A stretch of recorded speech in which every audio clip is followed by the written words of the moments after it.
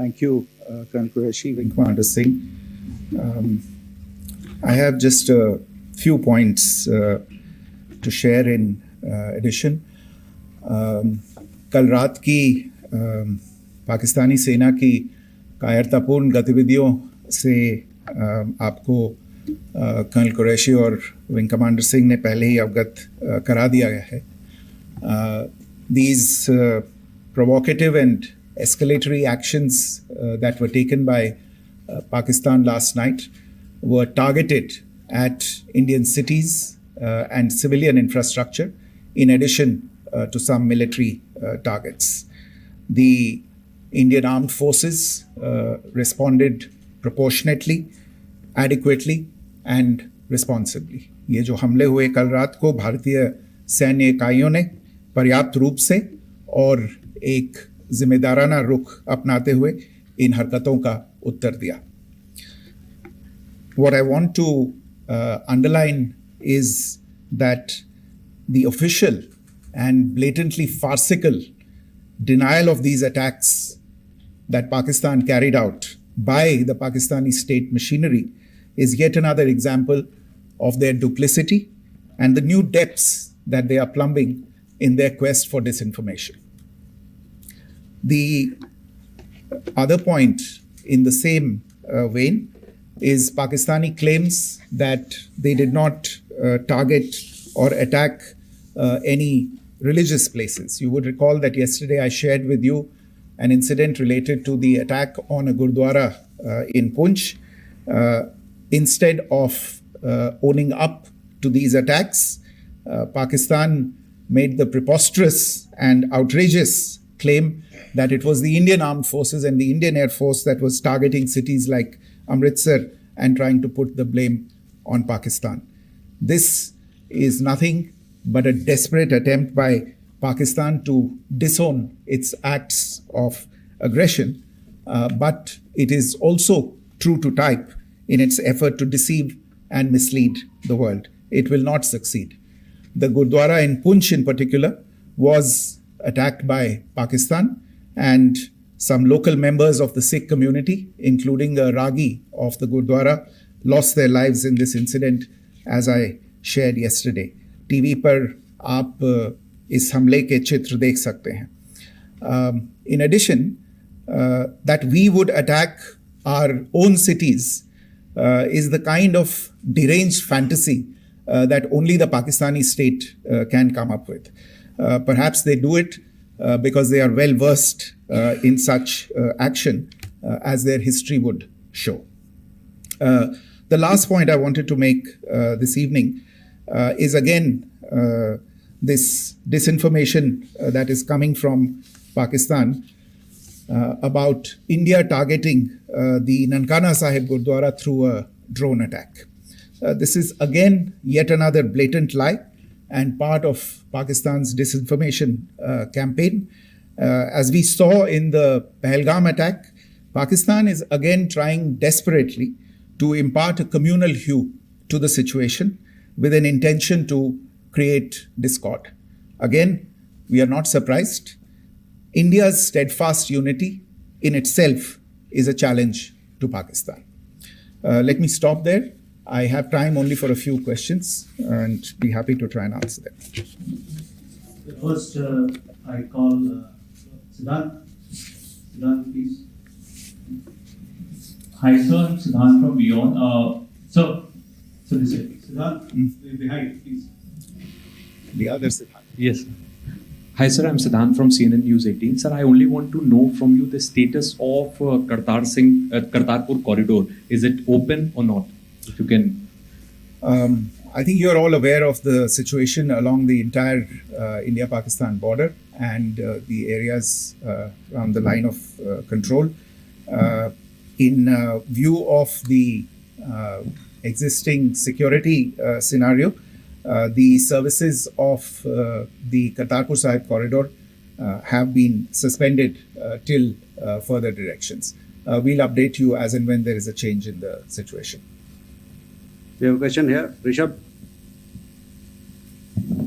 So, good evening, Rishabh from Times Now. So, you spoke about religious places being hit in Jammu. There's another religious place which is a Carmelite nun church that has been hit. What do you have to say about it? If you can explain that to us. Yeah, actually, we do have some information about this extremely regrettable and condemnable incident during heavy shelling across the line of control in the early morning of 7th May.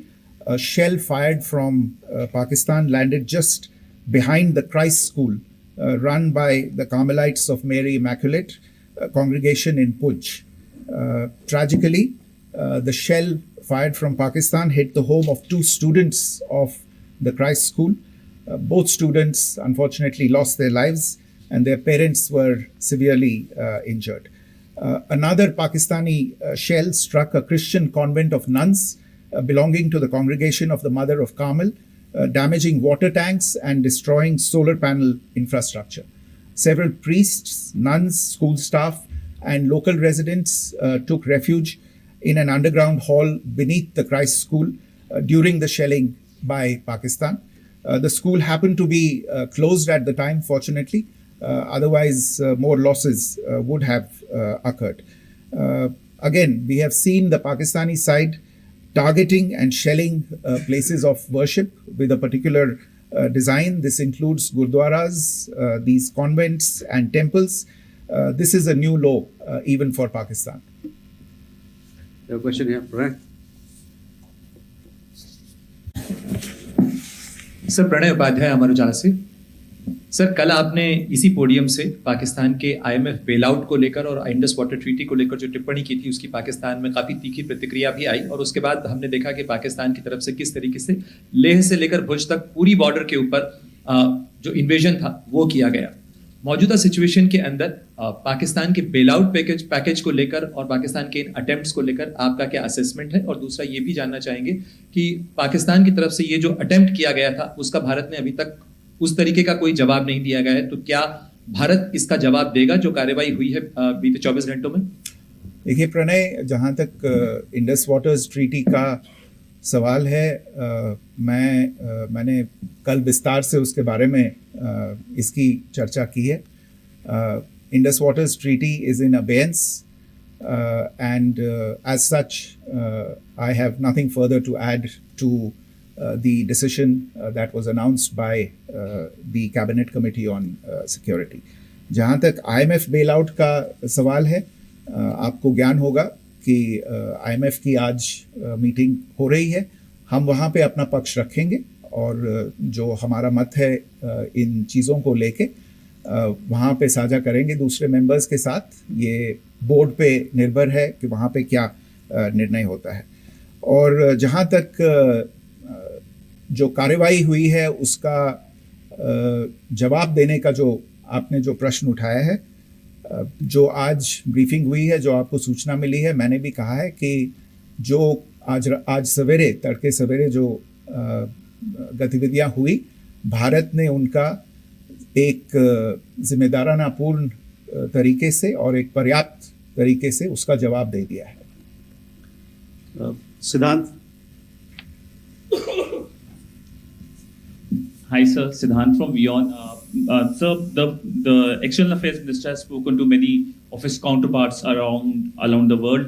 Yesterday he spoke to the US Secretary of State Marco Rubio. So what were the key areas of conversations during that call? Yes, the minister had a conversation with the US Secretary of State. As you can imagine, the focus of discussions was the terrorist attack in Pahalgam and the response that India mounted after that on the 7th of May. The Secretary of State shared his thoughts on these developments with the minister.